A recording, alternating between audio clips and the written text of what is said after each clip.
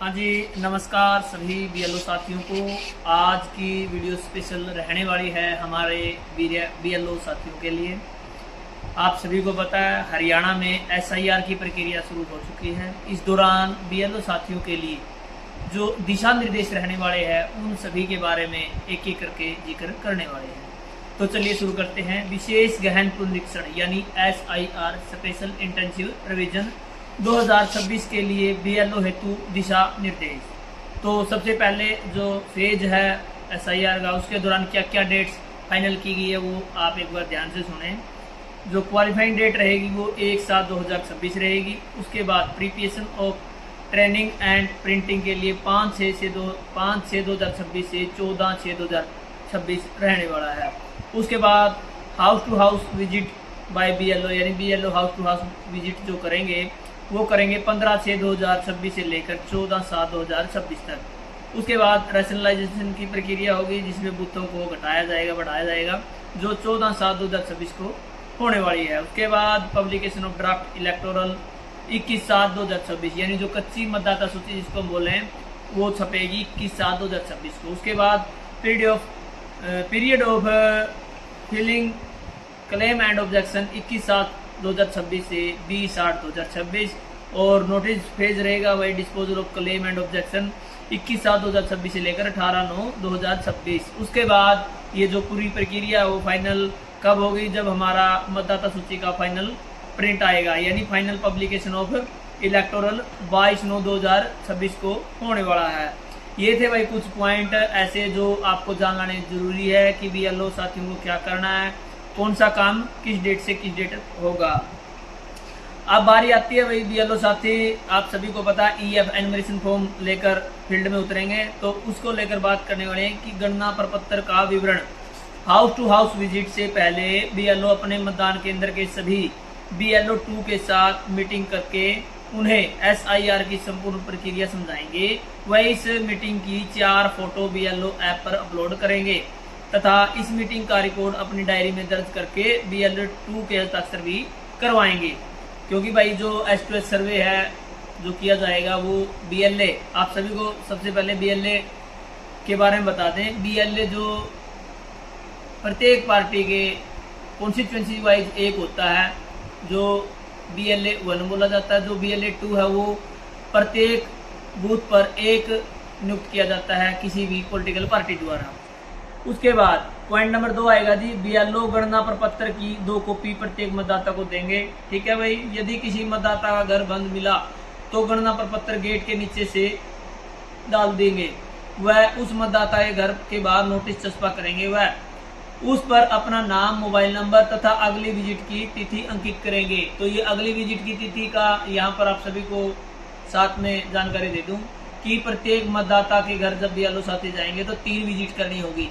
3 visit कौन सी, एक दिन वो जा रहा वो काउंट नहीं करनी है।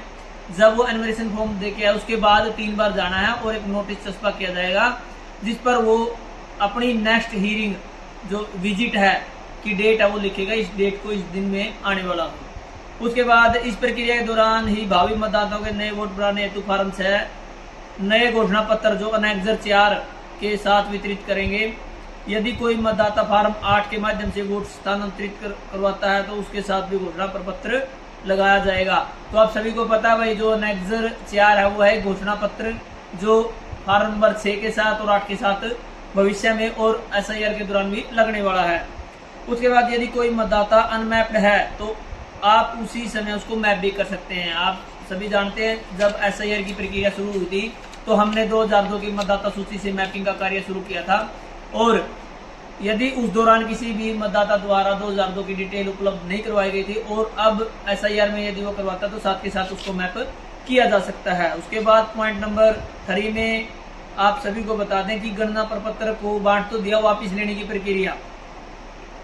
बीएलओ मतदाता से पूर्ण रूप से भरा हुआ गणना प्रपत्र उसके हस्ताक्षर व मोबाइल नंबर सहित वापस प्राप्त करेगा। यदि कोई मतदाता उपलब्ध नहीं है तो उसके घर पर कोई भी वयस्क सदस्य गणना प्रपत्र पर हस्ताक्षर करके दे सकता है। भाई बहुत सारे साथियों की क्वेरी रहती है जी उनके घर में वो खुद नहीं मिला तो कोई और साथी साइन करके दे सकता। बिल्कुल, ये आपके एनुमरेशन फॉर्म है उस पर भी एक नीचे लाइन लिखी हुई है जिसमें बिल्कुल स्पष्ट लिखा है कि परिवार का कोई भी वयस्क सदस्य यानी 18 साल से ऊपर का कोई भी सदस्य जो एनुमरेशन फॉर्म है उस पर साइन करके जमा करवा सकता है, और साथ में वो संबंध लिखेगा, क्या संबंध, और मोबाइल नंबर और तिथि यहाँ पर नोट करनी है।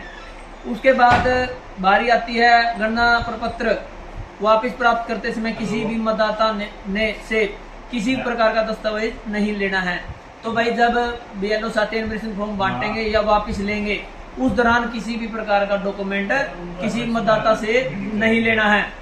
उसके बाद गणना प्रपत्र प्राप्त करने के लिए BLO मतदाता के घर पर 3 बार विजिट करेंगे। यदि 3 विजिट करने के बाद भी मतदाता उपलब्ध नहीं होता है या गणना प्रपत्र वापस नहीं होता तो उसका नाम आस पड़ोस के पूर्णतः जांच करके उपरांत ASSD लिस्ट में शामिल करेंगे, और इस सूची के ऊपर BLO समय के और BLA2 जो BLA2 आपको बार बार बताया जा रहा है वो पॉलिटिकल पार्टी से होगा, जो आपको जानकारी मिल जाएगी के हस्ताक्षर व सुपरवाइजर के हस्ताक्षर करवाने के उपरांत यह सूची संबंधित सुपरवाइजर को सौंपेंगे। उसके बाद ASSD लिस्ट बनाते समय BLO पूर्ण सावधानी बरतेंगे। बिल्कुल भाई जो ASSD लिस्ट बनेगी जिस मतदाता का नाम उसमें आया तो वो नाम मतदाता सूची से डायरेक्ट हटेगा, उसकी कोई हियरिंग या नोटिस जारी नहीं होगा। ASD लिस्ट बनाते समय BLO BLA2 के साथ मीटिंग करके और अपनी डायरी में मिनट्स ऑफ मीटिंग में दर्ज करके BLA2 के हस्ताक्षर करवाएंगे। यानी जो ASD लिस्ट बनेगी उस दौरान जो BLA2 है उसके साथ BLO को मीटिंग करनी होगी और अपनी डायरी में मिनट्स ऑफ मीटिंग दर्ज करके उस पर साइन भी करवाने हैं BLA2 के। BLO ऐप के कार्य क्या रहेंगे, BLO ऐप के कार्य आपको नेक्स्ट वीडियो में बताए जाएंगे। अभी तक जो आपको जानकारी दी है वो यही रही है कि गणना प्रपत्र कैसे बांटने हैं, कैसे वापस लेने हैं। यदि अन्य आपको कोई जानकारी चाहिए तो आपको हमारे चैनल के साथ जुड़ना होगा, क्योंकि स्पष्ट और सरल शब्दों में चाहे वो BLO ऐप पर कैसे काम करना है या किस फार्म को कैसे भरना, 2002 में वोट है तो कैसे भरना है, 2002 में वोट नहीं है, उन्होंने अपने आप को मैप करवाया है माता के साथ, पिता के साथ या दादा के साथ या दादी के साथ, तो वो एनुमरेशन फॉर्म कैसे भरना है। और यदि कोई ऐसी कंडीशन आती है जिसमें मतदाता का नाम 2002 में खुद का वोट है ना किसी परिवार का, तो वो एनुमरेशन फॉर्म कैसे भरना है, तो वो सभी प्रकार की जानकारी आपको भविष्य में हमारे चैनल पर देखने को मिलेगी। तो आप चैनल को सब्सक्राइब करें। धन्यवाद, आपका दिन शुभ हो।